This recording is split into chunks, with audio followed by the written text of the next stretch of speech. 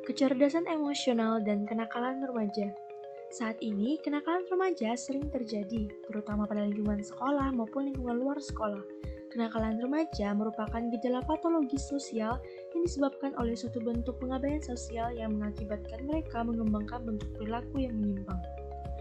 Tahukah kamu bentuk perilaku penyimpangan itu seperti tawuran, adanya penyalahan gunaan obat, perusakan, membolos sampai kepada seks sebelum menikah. Masalah kenakalan remaja ini sendiri masuk dalam masalah yang sangat kompleks dan sangat sering terjadi pada diri remaja itu.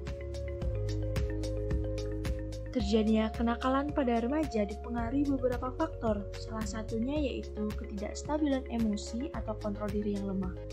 Kebanyakan remaja sangat mudah mengalami perubahan pada emosi, yaitu dari emosi yang positif beralih kepada emosi yang negatif.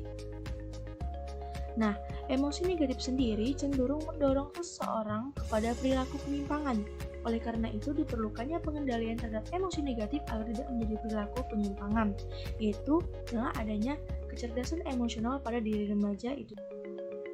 Apa itu kecerdasan emosional? Merupakan kecerdasan yang dapat diukur melalui keterampilan setiap individu dalam menyadari, mengelola, memanfaatkan emosi, mengendalikan perasaan pada diri sendiri dan dalam hubungan dengan orang lain, serta menggunakan perasaan untuk membantu pikiran secara efektif. Kecerdasan emosi ini sendiri dideskripsikan ke dalam 5 aspek. Nah, 5 aspek kecerdasan emosi dimulai dari aspek yang pertama, yaitu kesadaran diri atau mengenal emosi sendiri. Hal ini berfokus pada kemampuan kita dalam mengenali perasaan dan emosi diri, memahami kekuatan dan kelemahan dalam diri kita, serta memahami sebagaimana hal yang telah disebutkan tadi sangat berpengaruh pada pikiran dan tindakan yang kita ambil. Apabila kita merasa stres, masalah banyak dan sedih, maka penting bagi kita untuk berhenti dan berpikir atas emosi yang ada. Saat kita sudah memahami dan mengetahui penyebabnya, maka akan membuat kita lebih mudah dalam mengambil tindakan yang tepat dalam penyelesaian masalah. Aspek selanjutnya yaitu mengelola emosi atau pengaturan diri. Merupakan bagaimana bagi kita untuk dapat mengontrol dan mengelola emosi. Ini bukan berarti kita harus menahan emosi, tetapi ini adalah bagaimana kita mengekspresikan dan menimbulkan respon terhadap emosi secara tepat. Salah satu contoh yaitu saat kita terpancing emosi akibat seseorang, maka ingat dan berpikirlah bagaimana kita harus merespon. Maka kita dapat berlatih untuk menahan diri dengan sabar, berpikir kembali, dan mengambil waktu yang tepat untuk menyampaikan apa yang kita pikir dan apa yang kita rasakan.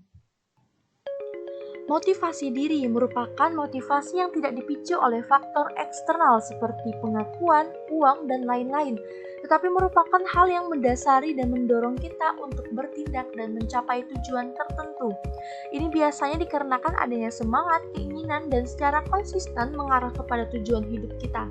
Seseorang yang seperti ini memiliki tujuan dan pencapaian yang diinginkan, yang mana seseorang yang seperti ini biasanya memiliki komitmen, inisiatif, dan sangat optimis. Selanjutnya yaitu empati, merupakan kemampuan yang lebih mampu menangkap sinyal-sinyal sosial yang tersembunyi yang mengisyaratkan apa yang dibutuhkan orang lain, sehingga ia lebih mampu menerima sudut pandang orang lain, peka terhadap perasaan orang lain, dan lebih mampu untuk mendengarkan orang lain. Hal ini akan penting untuk menentukan tindakan apa yang tepat, seperti ketika terdapat seorang temannya sedang sedih, maka kita harus memberikan perhatian dan semangat kepadanya, bukan memberikan ejekan.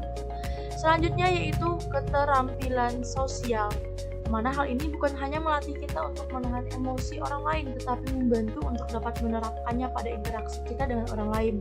Dalam kehidupan adanya merupakan keterampilan sosial akan membantu kita untuk membangun relasi yang dibutuhkan dalam berteman. Kemampuan menangani emosi dengan baik ketika berhubungan dengan orang lain, dan dengan cermat membaca situasi serta jaringan sosial. Berinteraksi dengan lancar menggunakan kemampuan untuk menyelesaikan sebuah masalah.